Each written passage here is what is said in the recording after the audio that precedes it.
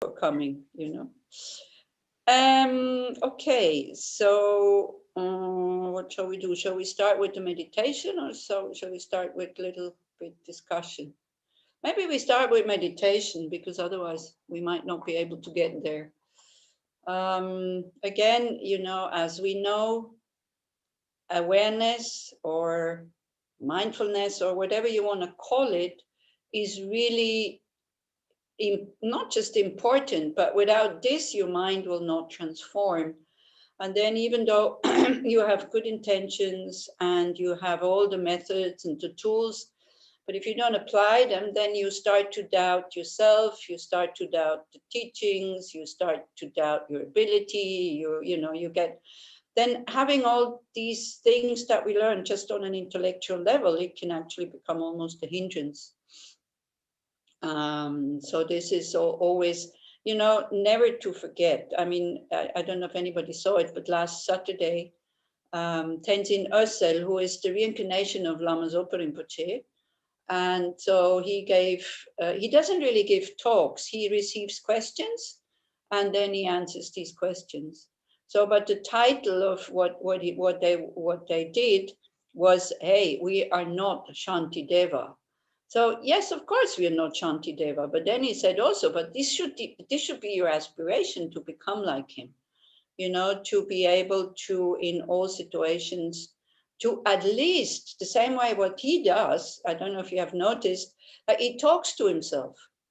He talks to his ego-based, ego-centered mind, and he gives this ego-centered mind a lot of good reasons why now not to be angry, or a lot of tools why he could be happy in that situation, for example. Yeah, so that at least as we go on with the practice, we already have that habit. Like, for example, you get angry about somebody or this and that we notice it with awareness, and then use the antidotes, use these thoughts that would apply to you, that would work for you. This is why I'm giving you homework, so that you check whether it works or not. Now, I don't know if you Israelis are making the same mistakes as the people in Switzerland, because I usually say at the end, I say, look, homework is when something like this happens, or what happens, observe what happens when you think da da da da da in this way. So that very often, then when we come back next time, they say, oh yeah, I did, but it didn't work. I said, what do you mean it didn't work? You didn't observe what happened? They said, yeah, I observed, but it didn't work. So, the homework is to observe what happens. The homework is not that something good or positive happens. This is only what our ego expects. Yeah, it's only about seeing how we react, and then, if you can, to apply antidotes. Don't expect results, because this is very, very difficult. It's very difficult to change these habits. So the less we expect results, actually, the more they will come. It's quite interesting, by the way. I don't know if anybody has noticed that sometimes, we go into a situation that usually we don't react so skillfully or whatever.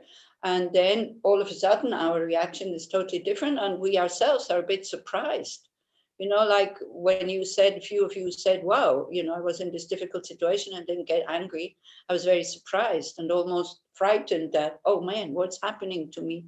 I'm not getting angry anymore. Yeah. So this is, slowly, what we're doing now is just planting seeds. And then maybe in the future, when these seeds meet the right conditions, then they will ripen as a reaction that you yourself would approve if you would see it in somebody else, for example. Yeah. Sometimes also it's quite good, when we are angry or we react in not such a kind way, while we are in that state of mind, we think it's totally okay to react like this. We even think it's necessary to react like this.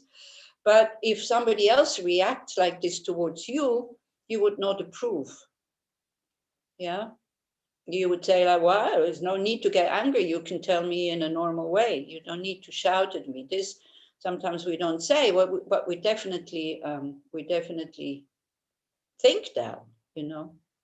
I don't know anybody who is happy when somebody shouts at them and think, wow, I'm so happy when people shout at me because that's when I learn something. There are a few people who say that, but sorry, I just don't believe it. You know, maybe when the whole thing is blown over, then you can say, okay, it really helped me to see something. But I don't know. I don't believe it, you know. I prefer when I make a mistake, I prefer when somebody talks to me in a normal way. They don't need to shout. Yeah, and I think that goes for us who are all listening to us here, and that goes for everybody else. And this is why we are training the mind to react, yes, but in a skillful way, in a way that fits our values. Yeah, so again, you know, to check from time to time, really check. What are my values that I have intellectually, but at the moment I'm not able to live, but I would then, the aspiration, the motivation, but I would love to be able to live these values, yeah, without putting pressure on you, really knowing, you know, what you want and what you don't want, not getting caught up in, well, I'm such a bad person, I'll never succeed, and all this. You don't read this in the scriptures, nowhere. Yeah. What you read in the scriptures is that everybody has a pure nature mind, means also you. So, and that it's covered, and with these methods, which are many of them very different.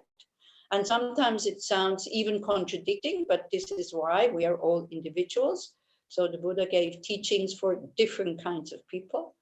So then we have to find out how to apply them. As I said, for that we need awareness. So now we can train a little bit.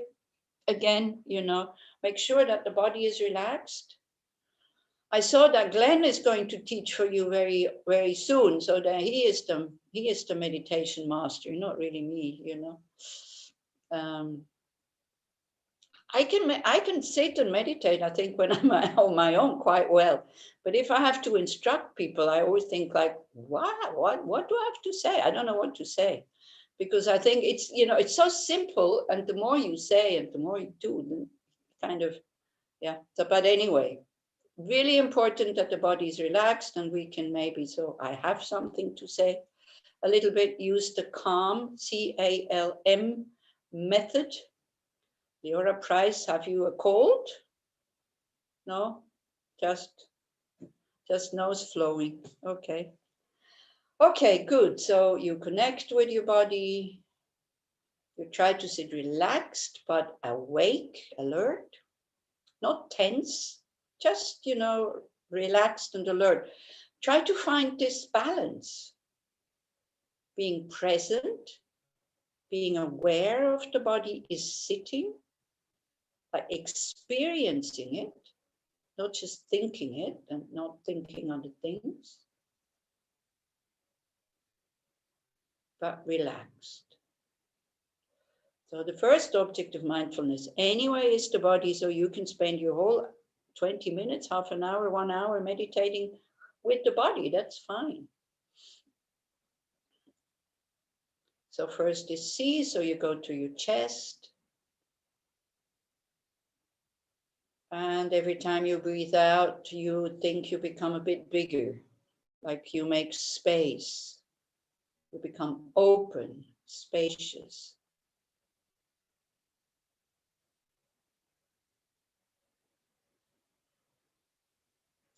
You can also say you let go of all tensions, but I don't know, for me it sounds almost a bit aggressive, you know, kind of go away. Like just giving space, becoming open. Again, this works for me. I don't know if it works for you. I think Leora was telling us, like when you breathe in through your nose, you breathe out through your mouth, and you say a little ah, like, you know, relief. Like when you come home after a very difficult day, but you know you did well, the day is finished, you're home, you're safe, you sit down, you breathe in, and then you breathe out, and you go like, ah. check if that gives you some space in your chest.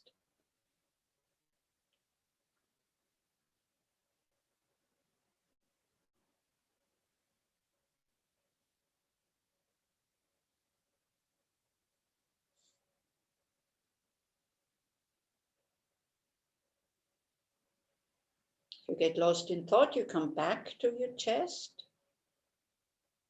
And with each out breath, you think you become very relaxed, very open, very spacious.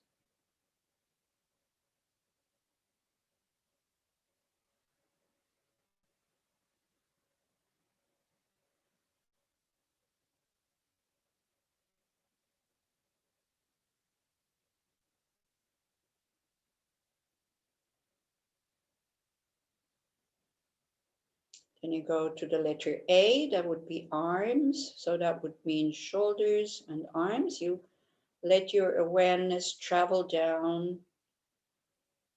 First your shoulders, where very often we kind of pull them up or we pull them together. So they're also, you don't need to hold anything on your shoulders. Again, they become soft, open, spacious, and then down your arms to your hands. And you try to keep that with your awareness. As you breathe in, you feel the experiences, the sensations. As you breathe out, you become open, spacious, relaxed.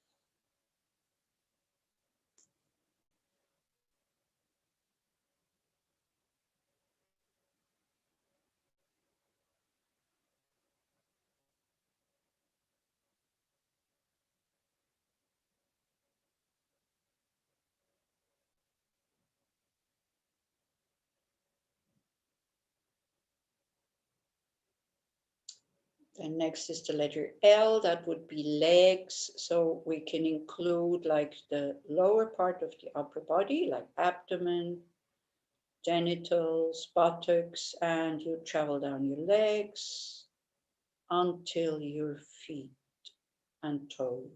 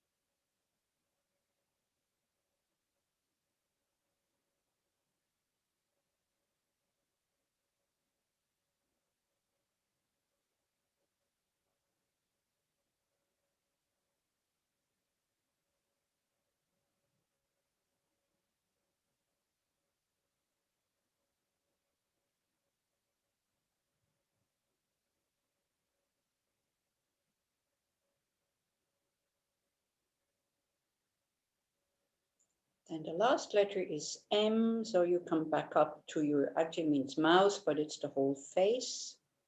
But it's especially that sometimes we clench the jaws together. It's your cheeks, it's your eyes, around and behind your eyes.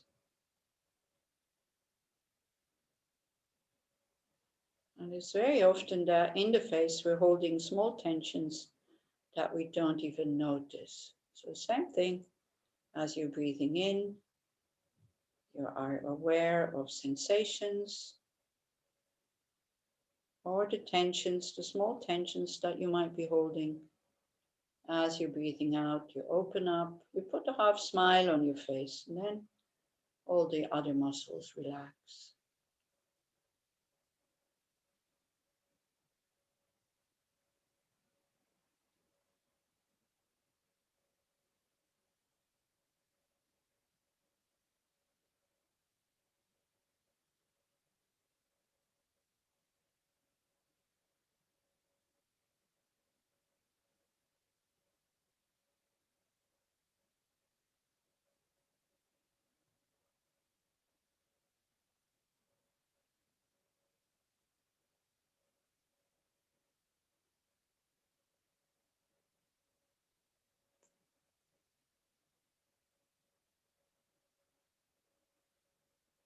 And then when the body is relaxed, you can also feel that the mind relaxes.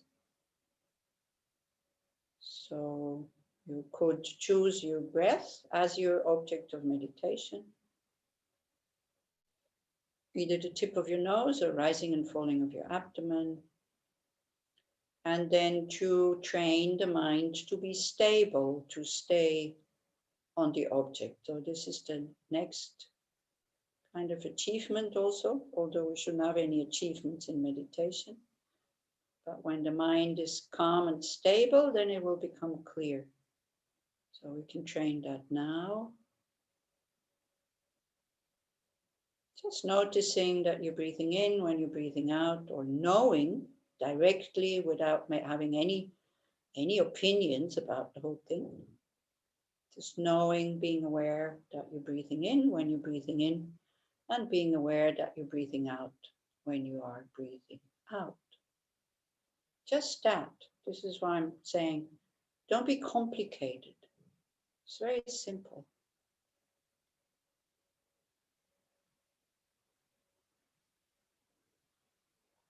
Or of course, if you have another object to stabilize the mind or to train shamatha, then of course you use that one.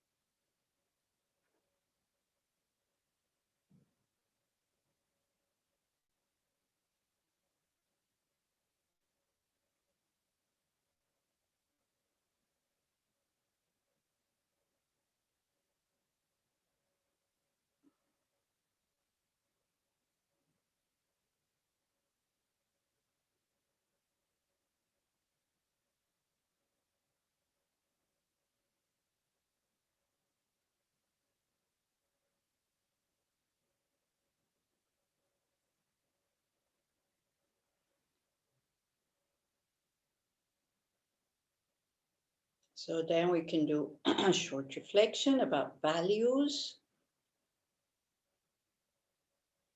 for you to really check what kind of values do I have? And we very often, sometimes we're not very clear about our values. But when we feel that we have strong emotions, or when we get angry, it's a sign that this goes against our values, like, for example, injustice or cruelty.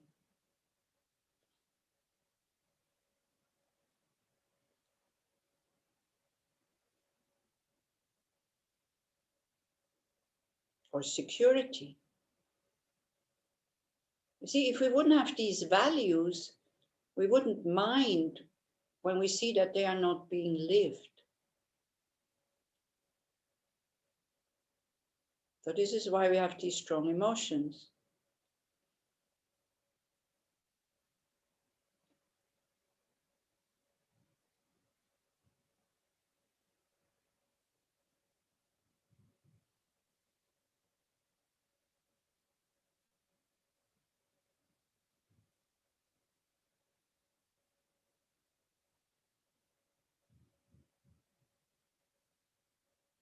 So then the motivation would be, okay, I cannot force other people to live these values, but I can train myself to be just, to be fair, to be kind, to be honest.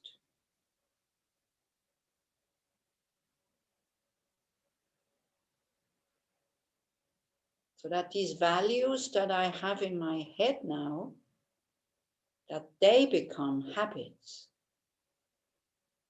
that habitually I will be fair, not calculating what's in for me, but fair, just, kind, compassionate.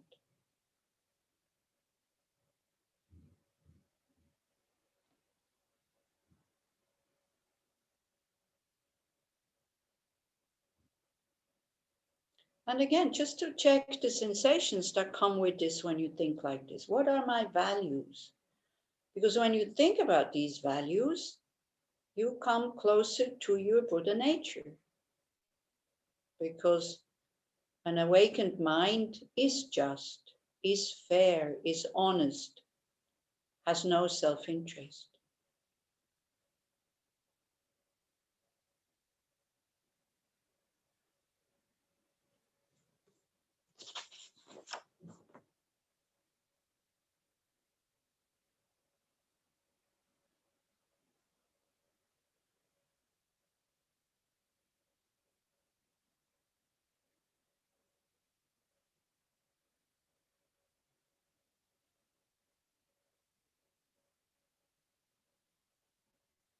So for example, when you feel not being safe, just embrace that feeling, but then visualize a place where you feel safe.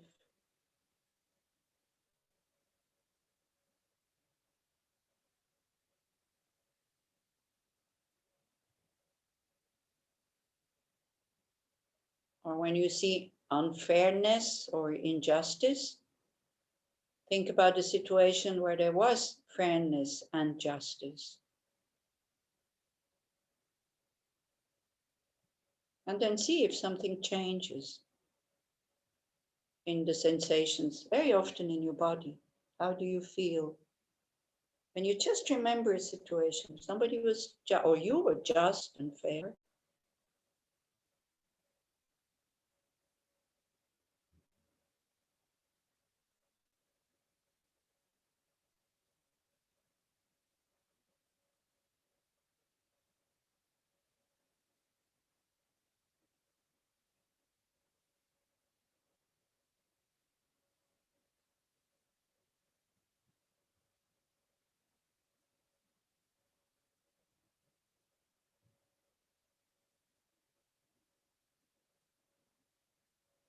And then we can either have like a whole range of values, or you have one really important one. Not just words, but something that we feel, something that we experience.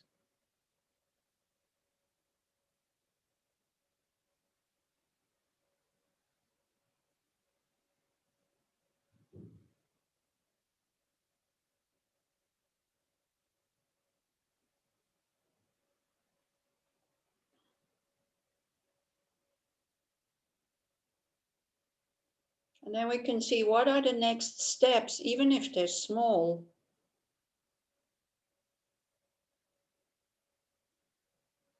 So I can live these values or that value. Make a plan.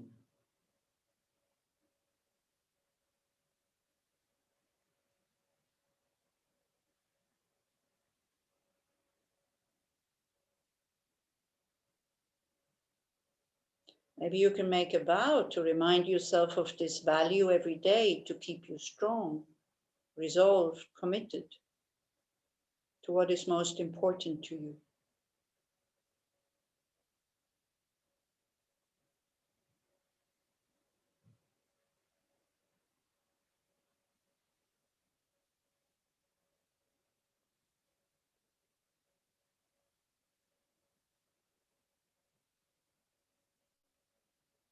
And then also to become aware we are human beings, we have so many resources. We have so many tools to develop these values so that we can live them. Just to see that, we're so fortunate. If we would be an animal, then we wouldn't have these resources. Like if you break your leg, as a wild animal, there's just the pain of a broken leg. Maybe it will heal, maybe not. But as a human, we have so many resources, and not just for physical things, also for mental problems. We have our cortex, we can reason. We have this text of Shantideva, where he gives us so many tools how to face challenges in a skillful way. So again, instead of just concentrating on the negative side of things, that to become aware how fortunate we are, so that we're not getting drowned in all the challenges that we have to face.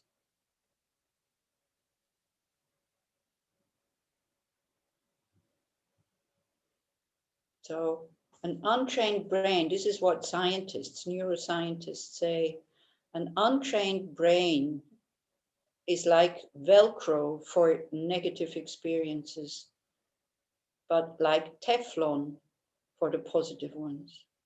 That's the untrained mind. So again, the motivation would be, I want to train my mind so that it changes. That my brain, my mind becomes like Velcro for the positive experiences and like Teflon for the negative ones. And a stable and clear mind will very much help you that it will go in that direction. Slowly, slowly, but steadily.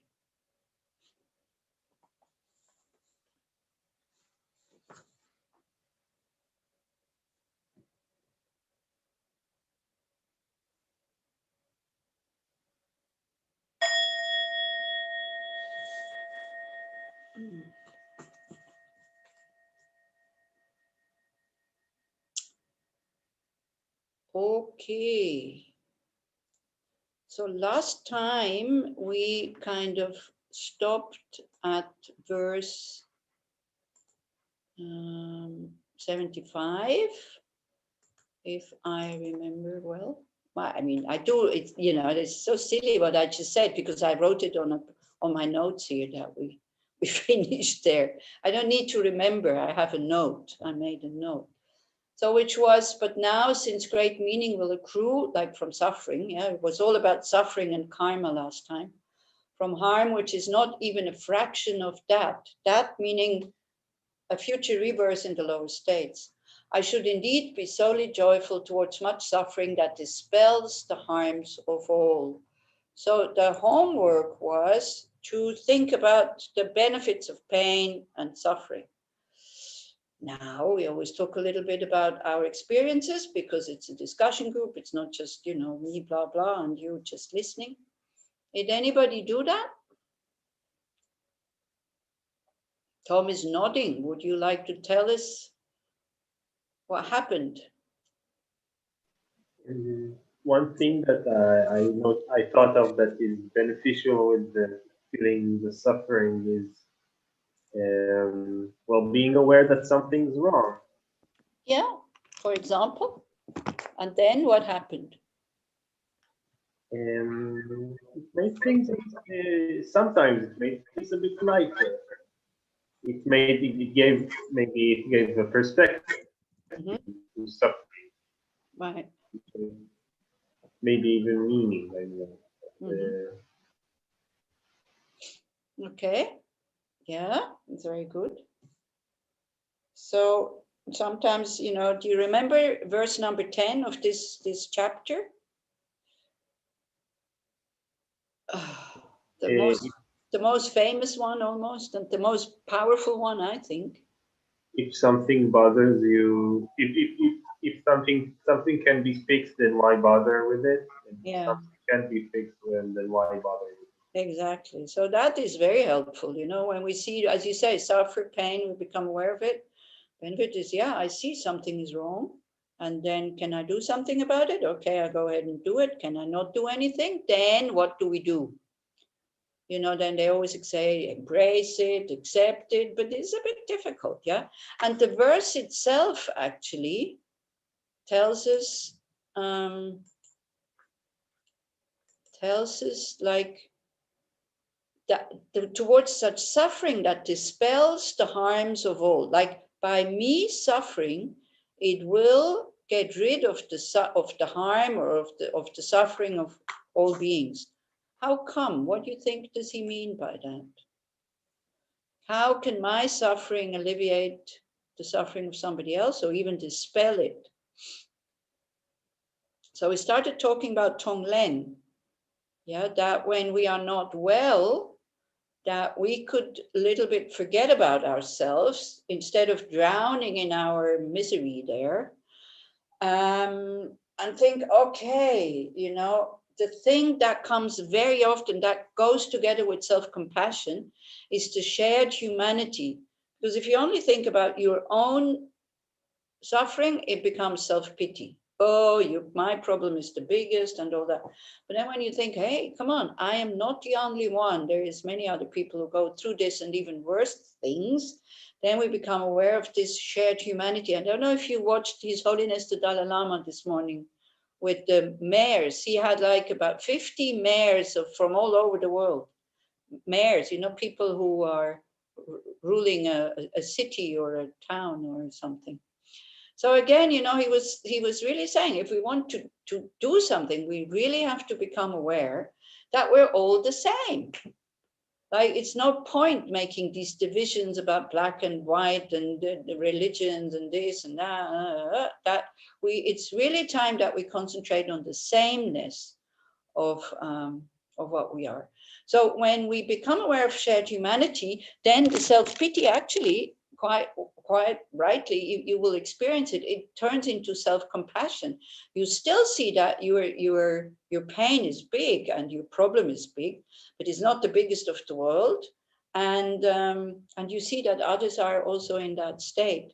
So for example, to start Tonglen on a mild way, so that you're not taking in the suffering of all sentient beings, because when I was exposed to that practice, then it was probably an advanced course, or I don't know, I can't remember. But anyway, the Lama who presented it was just, the way that it says in the scriptures. He said, you visualize in front of you all sentient beings and all their suffering. Yeah, and then you think, okay, I am going to free them from their suffering, and you breathe it in and you take it upon yourself. So I was quite ready to do that. I took about half a breath, I went like, and then, what if it works? That was it. I was going, hey, what are you doing? Are you crazy? You have enough suffering. Why do you want to take the suffering of others? So that's a total misunderstanding of the whole thing. I'm not taking the suffering in order for me to keep it. I am taking it in order to go against my habitual only being worried about myself, like the self-cherishing mind, which that's one form of doing Tonglen. You visualize like a black rock in your heart, or, or like, how to say, like something that is hiding something really beautiful, like cement that is hiding a beautiful light, like love, compassion, wisdom, and all this. Yeah. And through breathing that in, the suffering of others, well, that's the Tibetan way. They say your self-cherishing will run away. It will not stay with you anymore. Because until now, you have been doing what they wanted you to do, meaning being very, very selfish.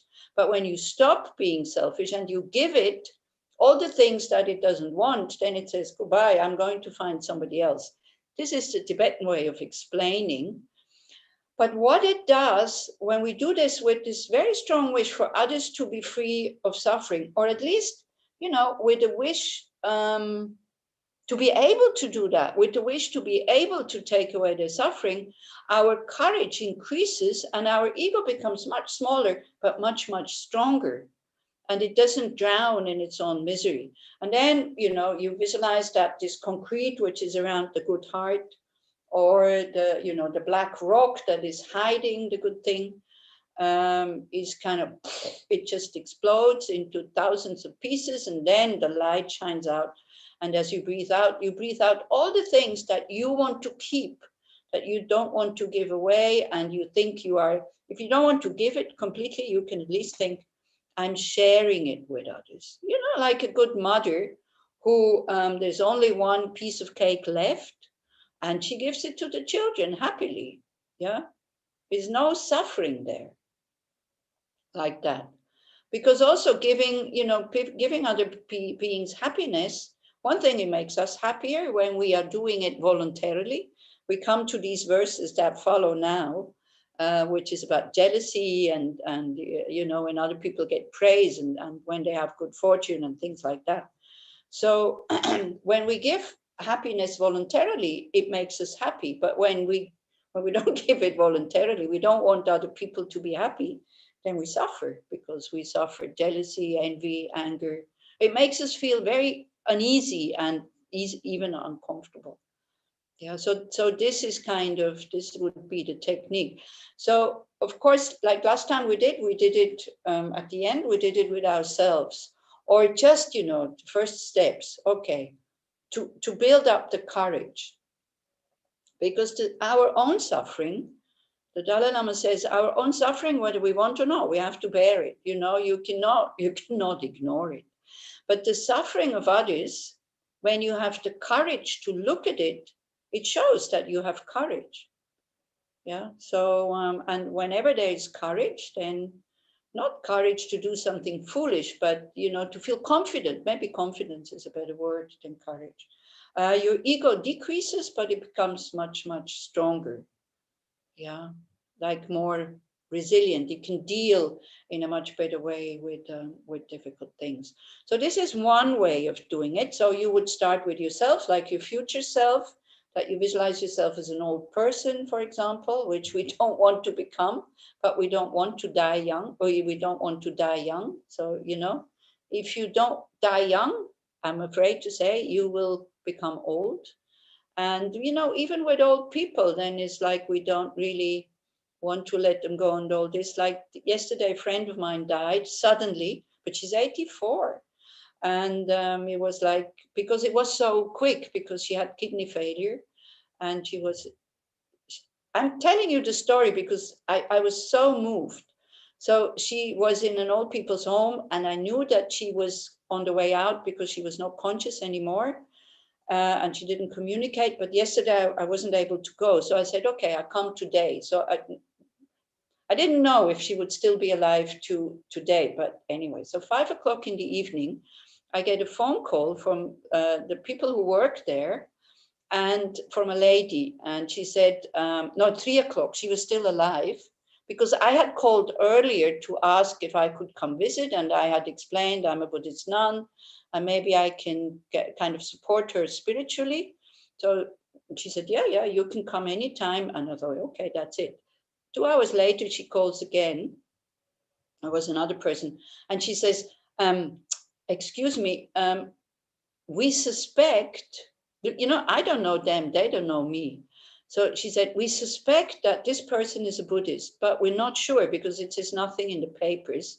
Could you please tell us, because you said you're a Buddhist nun, could you please tell us what we can do for her in terms of Buddhism so that she feels comfortable? It's amazing. So, even I was not there. So I told them, well, you can put on YouTube mantras. She's familiar with Tara. She's familiar with Medicine Buddha. So you just let it play. If you feel that her breathing is getting really labored, you turn her on her right side so that she will be on her right side. And if she dies, then, you know, make sure you don't touch her feet, but you kind of tap the crown and you pull the hair here. And so like this. So 5 o'clock, she died. And then, so 2 hours later, another lady calls me and she says, oh, I'm sorry to say she has died. I said, yes, I know, because somebody sent me an email, somebody who went to visit her. And this lady says, oh, we did everything that you told us to do. And it was so nice. She said, it was so helpful to be able to do something for that lady. And then she said, so the lady is dead now. Can we still do something for her? So I said, yes, you can, because then I sent her by email you know, these little mantras. And I said, you print it out and you put it in her heart chakra. So I sent the email and then she wrote me back. She said, oh, I did it. So it's amazing, isn't it? I mean, you know, if there is people who care so much about the old people that they don't want just them to just be comfortable like physically, but they also want them to be comfortable spiritually. I mean, I was so inspired. I was so happy. So this is what I'm saying. It went quite quick. So, but still, you know, am I sad that she has died? Not really, because she suffered, you know, 4 days.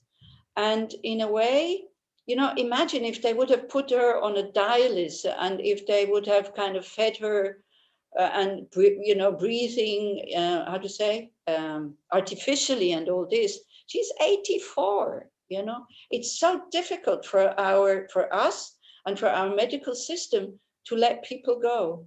But the hospital they said, we can't do anything for her. And they just brought her back to the old people's home, which I thought was a very good idea because, you know, people there, they care so much.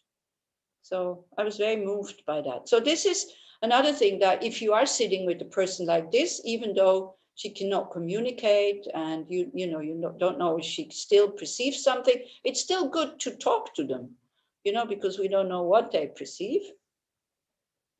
And so this is something you could do, that you think whatever suffering she has or she's going through, you breathe it in, not for you to keep it, but in order to relieve it, because you feel quite helpless when you're sitting there, and you might get bored, which is not a good state of mind to sit with a dying person. Yeah, or you know, you can also do like prayers and things like that. And then when you breathe out, you give her relief and support and whatever. So sitting with a dying person when you cannot communicate, I find Tonglen is really, really helpful, so that you don't feel useless. Yeah. And we will have to go through the pains of dying anyway at one point. So we might as well take it on. So when it says in that verse here, I'll open it again.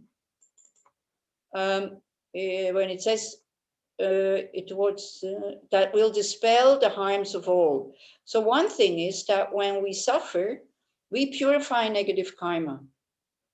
So that brings us closer to full awakening, because we can practice better.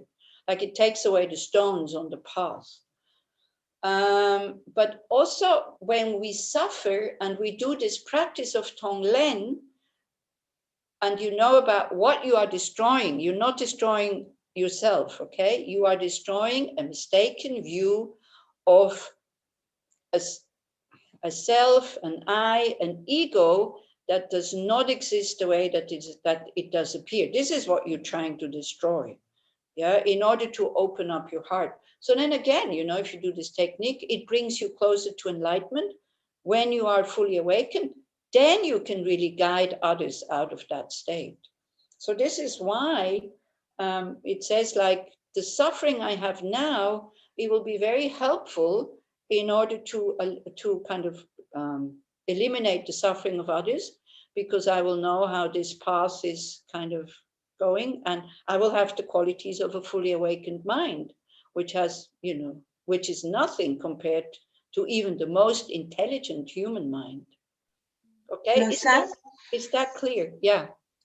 Maybe in less ultimate level, maybe this thing that's maybe this chapter is talking about, but about what is good in suffering. And I felt that feeling the suffering, first of all, asking the question, what is good with suffering, helps while I suffer.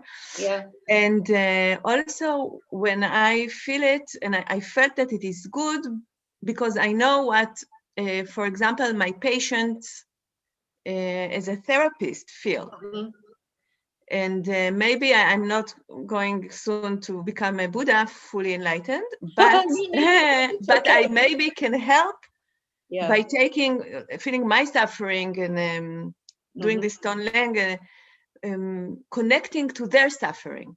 Yeah, right. Maybe it's also a way of lessen other people's suffering in a way. The empathy maybe, or the knowing how to help. Yeah. Yeah, it's not so much, you know, because we cannot really, I mean, we can have the intention to alleviate somebody else's pain, but sometimes you can try as much as you want and nothing works, you know. I mean, we can't really take away the pain of somebody else. But the willingness, if we could, this is what we are developing. So that when we can do something, that spontaneously we will do it. And it's very often our selfish mind that stops us, because we go like, oh, what about me? And oh my gosh, this is too difficult. Oh, what I'm getting involved in, I will never be able to get out. You know, we talked about values in the reflection. Very often this ego-centered mind is preventing me out of fear to live these values, because I know if I don't lie now, it will become too expensive, or somebody will get angry, or whatever. It's the ego-centered mind gives us all the reasons not to live these values. Yeah. Whereas when we live the values, there's space in the heart. Yeah. So a little bit like this. So the point is to kind of to destroy that, or to recognize that ego-based mind, because it will, a very nice meditation, also very nice visualization.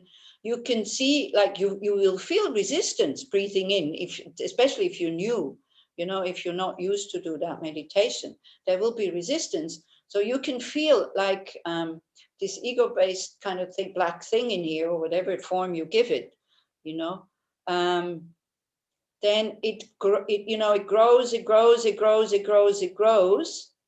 and then it explodes. And there is a fairy tale like this, which in German is called Rumpelstilz, and somebody told me in Hebrew it's called Hutzli Wutzli, isn't it? That he is very happy that nobody knows his name, and he steals a baby or something, and then somebody finds out his name, and then he gets so angry that he explodes. So then I always think my ego-based mind is a little bit like this Hutzli Wutzli, and it could be Swiss German Hutzli Wutzli. Really, this is why I was able to keep the name. This is why I'm able to remember. So that's another very nice, a very helpful visualization, that you think you're not destroying yourself, you're destroying that thing which is based on wrong views, and that hinders you to live your values, that prevents you from being the person that you want to be because of fear. Yeah, it's not clever fear, what this Hutzli Wutzli is kind of putting out. It's totally unreasonable fear. So then you think that there is resistance, but then it gets stronger, it grows, and then it explodes. That's another visualization that could be helpful. If that is too, if you're not really sure what you are destroying, and you are afraid that you're going to destroy yourself, then the black rock and the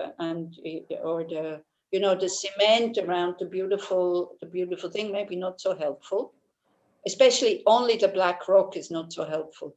So you can think that your own goodness, your own values that are sitting in your heart, your values are not sitting in your head, they are sitting in your heart. This is why you get angry when you see somebody else not living them, because they matter to you. Yeah. So they're sitting in your heart, and you can give them a form or a light or a color or whatever. And this then acts like a filter to cleanse the negative things that you are breathing in. And then it's filtered, and you breathe out and you give the light. So that's much milder.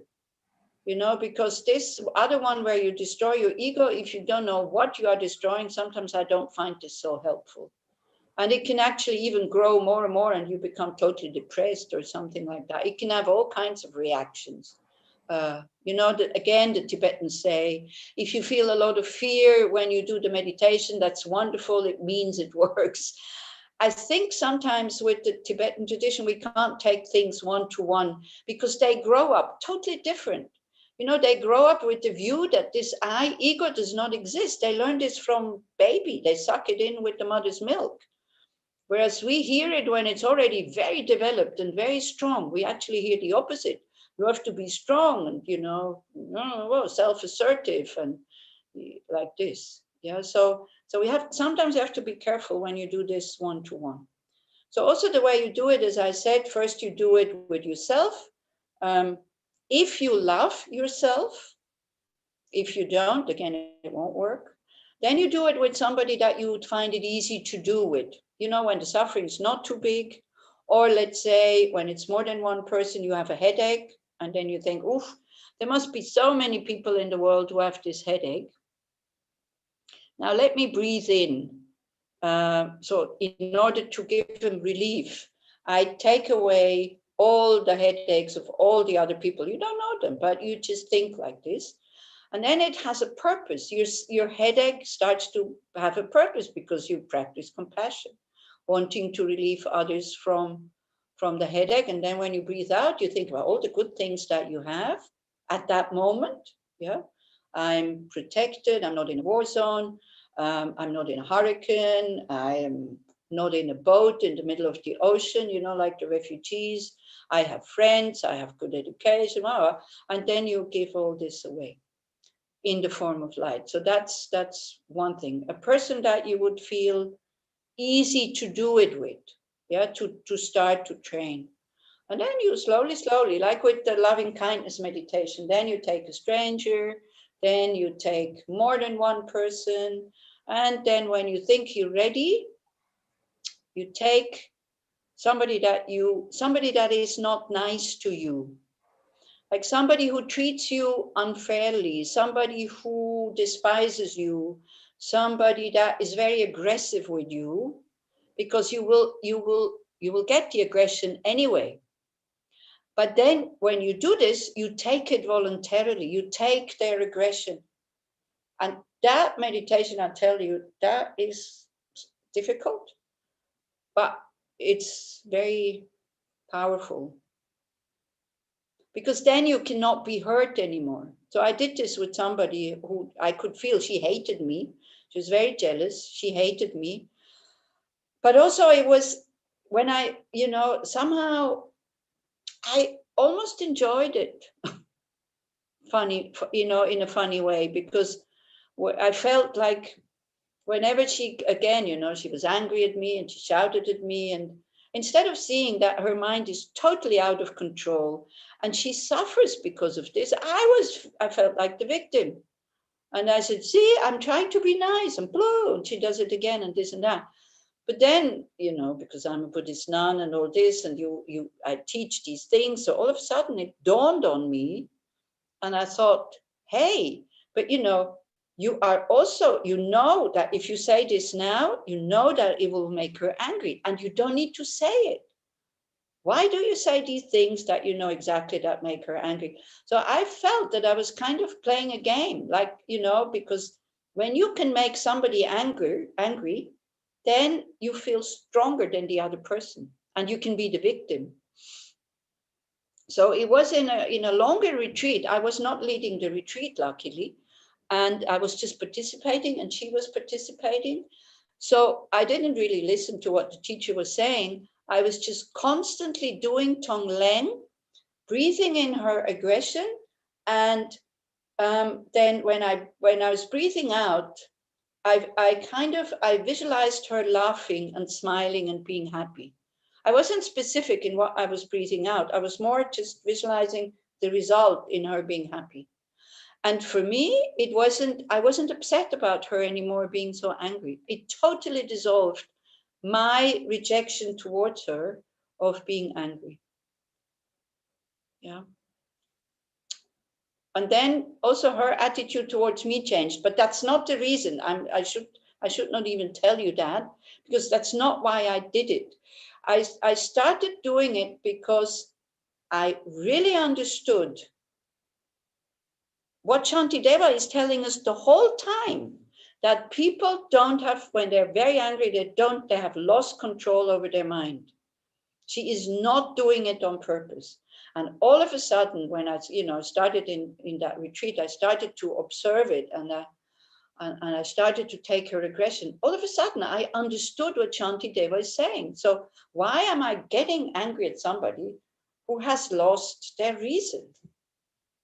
Yeah. So that was very, very powerful to do it in that way. For you, I would say, try it out. Don't go overboard. I was very happy to do this difficult meditation of taking the aggression that somebody has towards me in a very safe environment, because it was a 10-day retreat or something like that. So,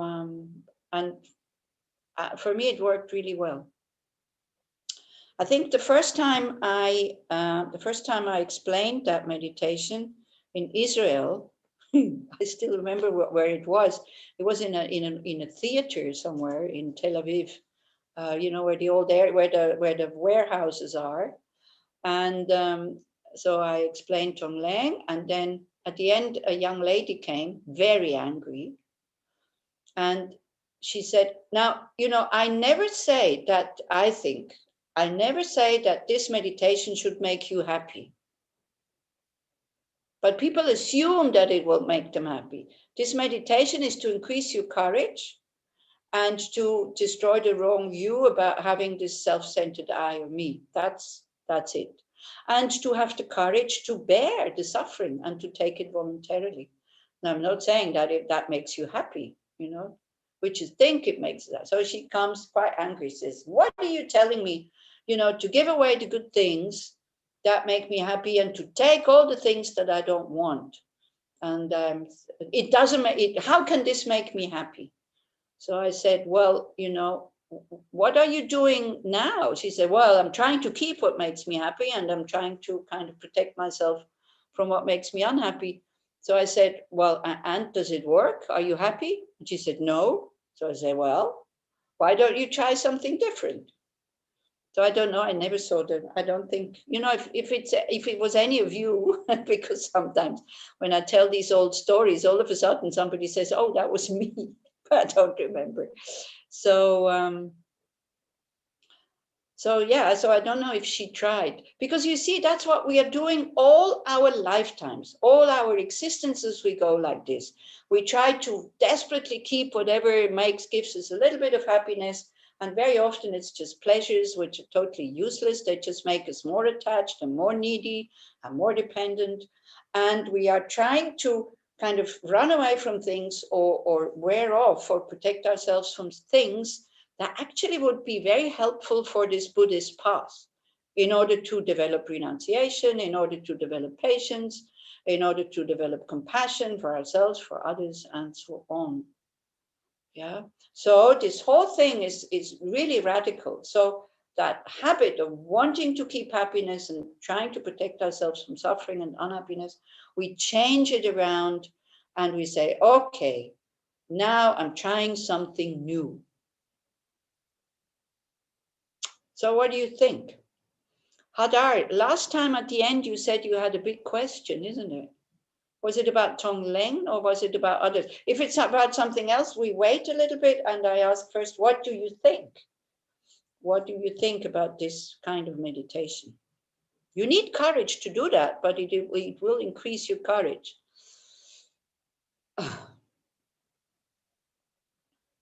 No opinion?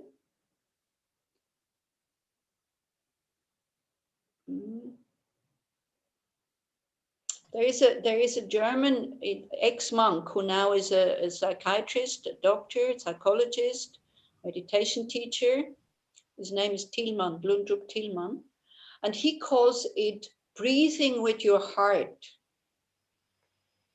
when you do Tonglen. It's a very nice way of explaining. Das Herzatmen. Yeah.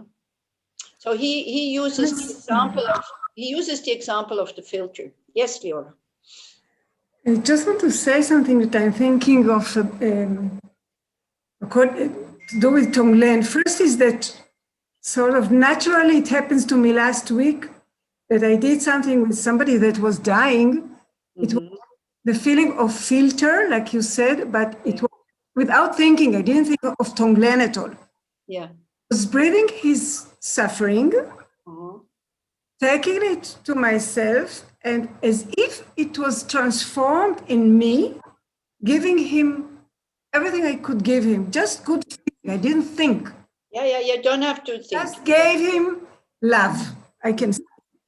So it was naturally like this, without, and it wasn't difficult. It was really calming me, and I felt very connected to him. But there's another thing I'm thinking about the Tonglen with the. I liked it, what Sogyal Rinpoche says in his book, the Book of Living. The Tibetan Book of Living and Dying. Yeah, yeah, exactly. Yeah. So he's speaking about the natural fountain of goodness and love that exists in my heart, that everybody has. Breathe in the difficulties of somebody, destroys a big stone that blocks this fountain that wants to spread, wants to give. It makes it much easier. Not destroying anything. This is what I'm saying. Even not my ego. I just destroying something that stops my goodness to get out and to go to everybody. Yeah, which is your ego in a way, but then it is my ego, but it's not helpful to call it like that for us Westerners because we don't know exactly what they're talking about. Yeah, so when you say something that blocks, it's a bit like the cement, the concrete, which is around that light, and then the light goes out like everywhere. I think also what Lundrup Tillman says that if you have problems doing this and you are a Buddhist, or you have some other sources of inspiration or trust or whatever, you can visualize like the Buddha on top of your crown, and then the Buddha sinks into your heart. And then the Buddha is sitting there, and then you give all that suffering to the Buddha, and then the Buddha transforms it, and then you give it out. This is another way. There's many, many different ways of doing it.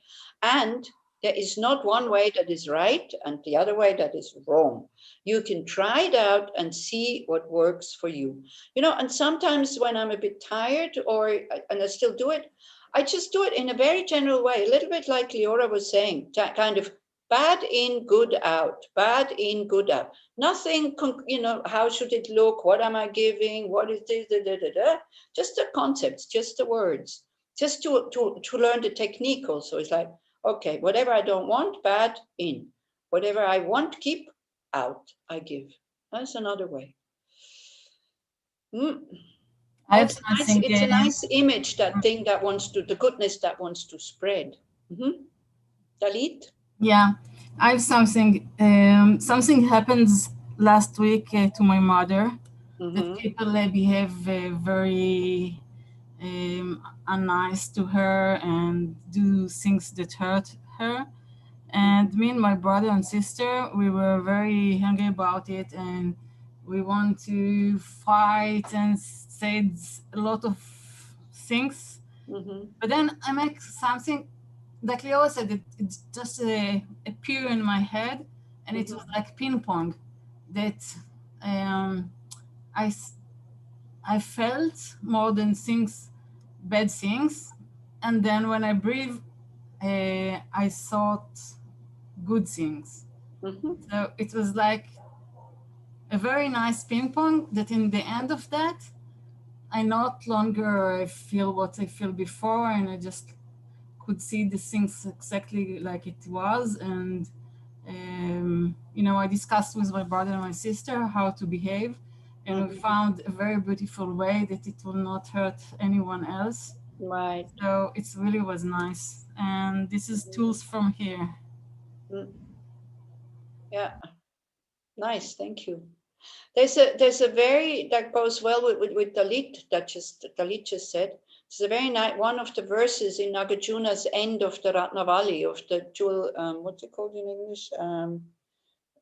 Jewel garland, where it says, may I be able to stop others when they harm others without causing any harm. That is so beautiful, you know. So if we think sometimes a little bit like this, in situations like what Dalit was just saying, you know, it's your mom, she's treated in an unkind way. Of course you get angry. But again, then with awareness to see, oh, do I want to react with this anger? Maybe it just creates more anger. Maybe it just creates more aggression. Is there maybe something else I could do? Yeah, and but you see, our mind runs to aggression. Like first, there's such a habit. Yeah, it's such a habit to, in especially situations like this. And this is why I said about values. Yeah, when we have values that we care about, that's when we have these strong emotions.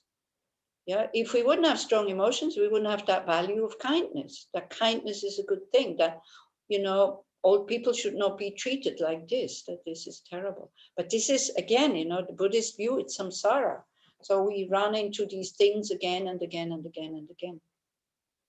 So Hadar, do you have? Do you want to ask the questions you had? Like the question you had. Not a big question. It's a but first I want to say about Tonglen something. Okay. In addition to Dalit, I told you in a few maybe 2 meetings ago, sessions ago, you said something about Tonglen, and I said sometimes I feel I do it quite a lot. Sometimes even for 2 or 3 breaths, okay? And sometimes even if I go on the street and I see someone that is looking very bad or looking very upset, so I feel like doing it. And I told you that sometimes I felt there is a slight feeling of fear that the bad things will stay, the darkness will stay, and I will not be able to transform it. Yes. So I'm like doing it quickly. I send away flowers and lights. Yeah. But from the time from the very simple thing, I don't even remember what you said, but you said something quite simple in an answer to me. It just went away. I'm not feeling the fear. Oh, okay. Again, it's very nice. So I wanted to say thank you. Oh, you're very welcome. That's okay. Ken. Okay, good. So maybe we look at least one verse this time. Yeah. So the next verses actually that come have to do with praise and, you know, this whole kind of package there. The 8 worldly dharmas. We are not happy when somebody that we dislike gets praise, fame, comfort, and gain. And we're kind of happy when they get the opposite. For our friends, it's different. Yeah, we are happy for them when they get praise and fame and gain and comfort, and we are unhappy when they get the opposite. So these are the 8 worldly dharmas. Here it only kind of talks about praise. Yeah. So should someone else find joyous happiness upon praising now my enemy? So your enemy is somebody that you don't want to spend time with. Your enemy is somebody that you feel uncomfortable or uneasy when you are with them, and especially when you hear them being praised, that your happiness is kind of gone. When upon praising my enemy as an excellent person, why, mind, do you not praise him too, and likewise make yourself happy? So this will be probably the homework for next time. When somebody is praising somebody else, and you feel like saying something, criticizing the person, and you try to at least to agree with the praise. Why do you think we do crazy things like this? So Shantideva is talking to himself, okay? So he is saying, when you praise your friends, you feel happy. So when you say that the words like the praise is making you happy, that means you could praise anybody. It doesn't matter whom you praise. If you say praising is making me happy. Yeah, I think this is an argument that comes a little bit later. But so this is it. And so he tells himself, well, then why, if it's the praise that makes you happy, then you can praise anybody. Yeah. So he's asking himself that thing. And Pema Chodron says, all the teachings in these texts are Shantideva's instructions to himself. So again, he's talking to, because he is sure, I want to attain enlightenment really, really quickly. Yeah, he is a Bodhisattva. So this is the training of a Bodhisattva. So in verses 76 to 86, he gives himself an encouraging speech on how he can develop patience when his opponent is praised. So the patience here would be at least not to try to give that, you have person A, which is your enemy. You have person B that is praising, and you're just there. You're not doing anything. Person B is praising person A. And you have a feeling that you want to tell person B, why are you praising that person? This person is a horrible person. So at least, the homework would be at least to see what's coming up. Where's this need coming from to kind of to destroy the view of person A, the view of person B for person A. Yeah, where does it come from? And to stay with that. That would be the patience. Patience not to react, not to criticize. So he says how we can develop patience when his opponent or his enemy is praised and he himself is not. That's another thing. You are not, like you're just listening. Nobody is seeing your qualities, but the qualities of somebody you dislike. It's not easy when somebody else gets the compliments, the good job, the allowances, the lover that we would want to have. Most of you are above that age, so that's okay. There's no danger there, I think. For those who are young, there is a danger like this. If you're not in a liaison with somebody and you kind of have targeted somebody else and somebody else gets the person, then very difficult to be happy. Yeah. So then we can't pretend that we don't mind. There is this uneasy feeling in our heart, whether we want or not. When the talents of others are praised, Shantideva asks himself, why aren't you happy about it? So this is not the time to switch the autopilot when we get unhappy and fall into old and usual habits. Instead, we can do something revolutionary. We can swim against the current and enjoy the happiness of others. You could say to yourselves, I'm happy for you, and if I were in your place, I wish you were happy for me as well. When the pull of anger or resentment pulls me down, that's Pema Chodron who says, often the only thing that saves me from drowning is thinking about the Dharma. Yeah, so the Dharma is very general. So you can think of many things. Yeah, like, for example, praise is dangerous. It makes me arrogant. It makes me not want to look at my negative sides. Praise also is dangerous. What about if I don't receive it anymore? All of a sudden, I have become dependent on other people telling me how wonderful I am. What about when it doesn't come anymore? Yeah, so we can think about the disadvantage of getting praise and the advantage of being criticized, for example, because we can check, oh, is that true what this person is saying? Yeah, so she thinks about the Dharma, many things, or this is samsara. And in samsara, I will get blame and praise, or criticism and praise, whether I want or not. Everybody has to go through this. These 8 worldly interests and concerns, we're all running after the one and we don't want the other, but whether we want or not, sometimes this comes, then the other comes, then this and that. And so we learn not to go up and down like a yo-yo. When good things come, like, wow, and then when things comes, we don't want to, yeah, so a little bit like this. So the one who praises feels joy because he sees the good qualities. This is why we should learn also to praise people, you know, but please, in a realistic way, yeah, not in a totally unrealistic way. Don't praise them for things that they're not doing well. There's no point, yeah. But in a realistic way, you know, just to say, and to check, what does it do to me? It makes you happy. Because whenever we see good qualities in somebody we like, we're happy.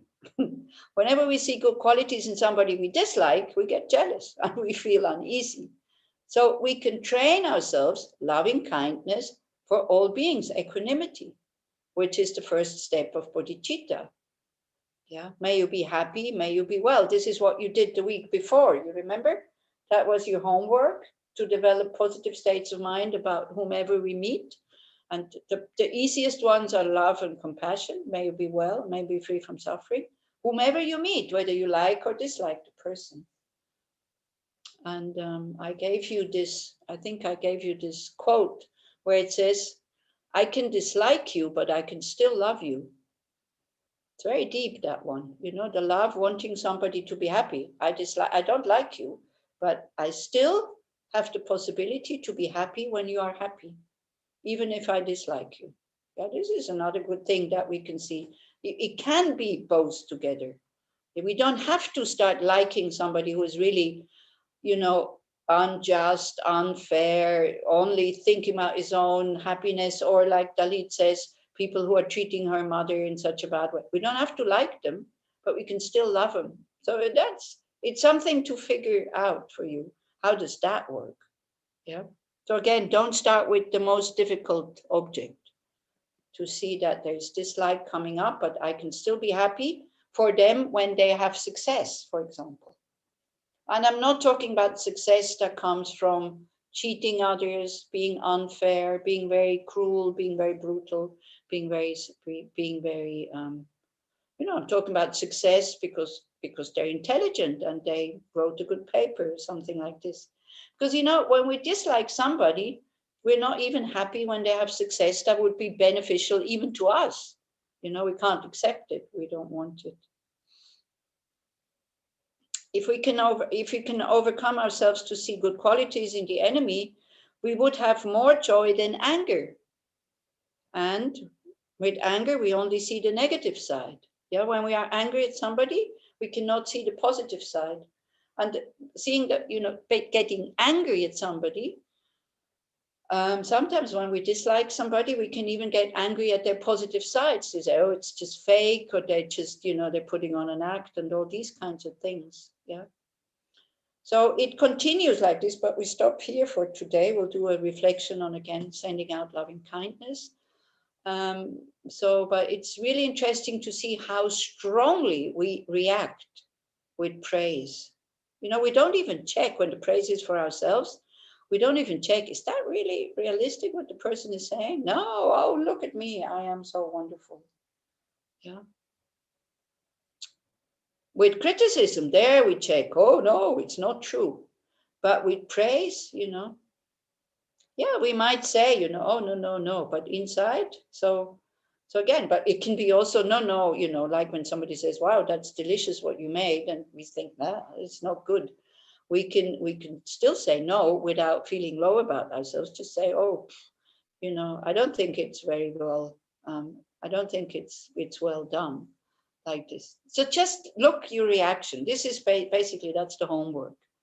You know, when somebody else is praised, feel your happiness when you like the person.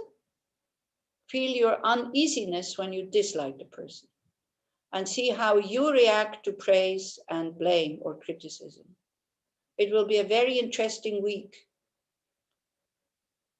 Yeah, it's just words, you know. When we react very strongly, I mean, do we have the wisdom to tell ourselves, hey, it is just words. When they are directed at somebody else, you don't even react. So it's just words. Yeah, there's many verses like this who follow now, so we will go into that a little bit more deeper, and you can tell me your experiences that you had looking at your reactions on praise for the friend, praise for yourself, and praise for somebody that makes you feel uneasy. Is that clear? Do you think it will be interesting? Or do you think you will not find anything to look at? What do you think? Very interesting. Yeah, very interesting. And please, please, please have some humor to be able to laugh about yourself, how childish we are with these words of praise and blame. Yeah. Try to go like, you know, like instead of being shocked, just go like, oh, wow, this is ridiculous. Yeah, a bit like this. Try to treat this with lightness and don't make it too heavy. Okay. So we send out the good energy of our dedication, if that's okay for you, for 5 minutes. So again, just sit with the straight back. Being happy also, you know, just to get to know about these wonderful methods. They're maybe not easy to practice, and maybe short term also they don't even give us the result that we want. Maybe sometimes watching a good movie instead of watching your own mind is more pleasant and gives you more happiness than watching your own mind. So, but it will be very beneficial. You know, it's not about you feeling happy about this whole thing. It's about, will it be beneficial? Will it be constructive? Constructive is a nice word. Constructive in the way, like, what do I want? Will that help me to get there? Yeah, this is what we forget to check. Yeah. So we are very happy that we have the possibility, we have the freedom to find out whether these methods will be constructive for me, because there are many different ones. I can try them out. I can reject them if I feel, no, they're not constructive for me. But I can start to train it if I feel that they are constructive. So we're very happy about this. And again, just first for ourselves, these thoughts of very simple, may I be safe? Because that's one of our values, is safety. This is what human beings need. Not just human beings, all beings, they need safety. Otherwise there's fear. May I be safe? Again, not how and why and I'm not, and just the thought, the wish for you yourself to be safe. May I be protected from spiritual and mental harm. You can use other words if you want.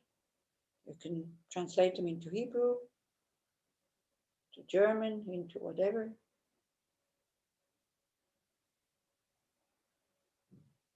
And to check the sensations when you have these loving thoughts towards yourself. Don't feel selfish, it's so necessary. May I be strong, healthy, free from fear, loving and peaceful.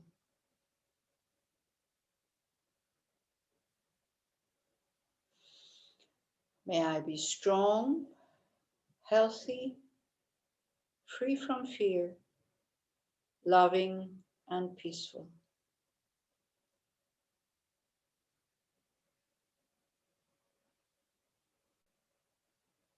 And may I be able to live my life with joy and ease, meaning having access to my inner values,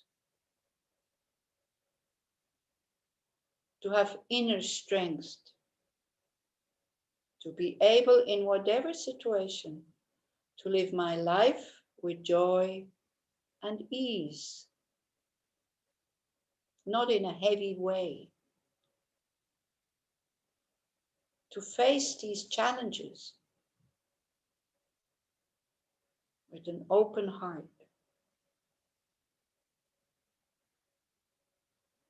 Okay, then we visualize our resources, our goodness, that, as Leora said very nicely, that it wants to spread. Goodness wants to share. Goodness doesn't want to keep it, oh, just for myself. The good heart spills over. So you visualize it in the center of your upper body in the form of light. The goodness, or whatever form it takes, whatever color, whatever taste, whatever form, Doesn't matter. It has to be meaningful to you. For me, light works really well.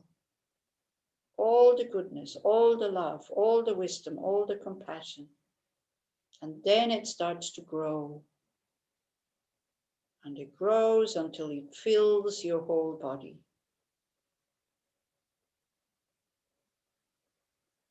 And then because it wants to touch others, it wants to help others, it kind of shines out of your body like a light, or like the sun, even better. The sun rays go very far and they go in all directions. And they shine on everything, not just on the good people. The sun shines equally on everybody. So, to have this attitude, may my goodness be benefited by all beings that I encounter, all beings that think about me, all beings that talk about me, talk to me, hear me, like the sun that touches everybody. And then we send it out, with the thoughts, same thoughts that we had for ourselves. May all beings be safe.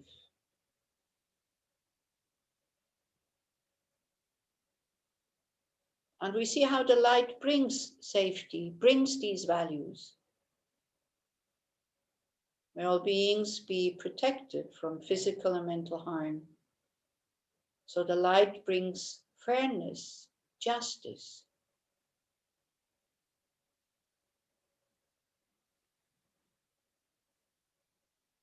May all beings be strong, healthy, free from fear, loving and peaceful. So that light brings to all beings whatever they need in order to be strong, healthy, free from fear, loving and peaceful.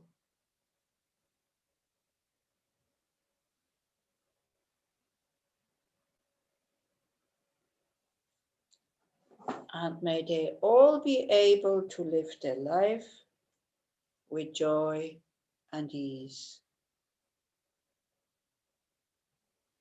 And we see that this is happening. You visualize that we can make a difference in the world by living these values, by sharing them with others. Whenever we can. Sometimes we can't, sometimes we fail, but it's okay. We are trying. We have the intention. So we dedicate all the positive energy that we have generated together by talking about these things, so that, may it benefit all beings. Whoever hears me, sees me, touches me, thinks about me, talks to me, may that positive energy we have created, may it only be of benefit to them. So that we can then all live our values, be safe, can be justice, fairness, fearlessness, and so on.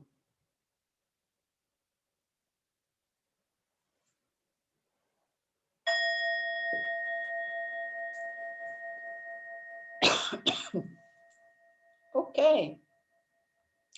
Well, thank you very much. Have a good week and enjoy the movie of your mind. Childish mind who runs after praise and doesn't want to hear any criticism. Yeah. You see, praise doesn't give us better qualities than we already have. It's the thing, isn't it? But we think it does. But me also, I love to be praised, so also. So let me praise you now and say it was wonderful talk like always. Thank you very much for teaching us. Thank you, Tom. Thank you very much. Thank you. So Thank you, Losang. Thank you. Good night. You're very welcome. Good night. Take care, and maybe see you next week. Bye. Hopefully. Wow. Okay. Bye. Good night. Bye-bye. Bye. ביי ביי, שלום, להתראות, ערב טוב ושבוע טוב.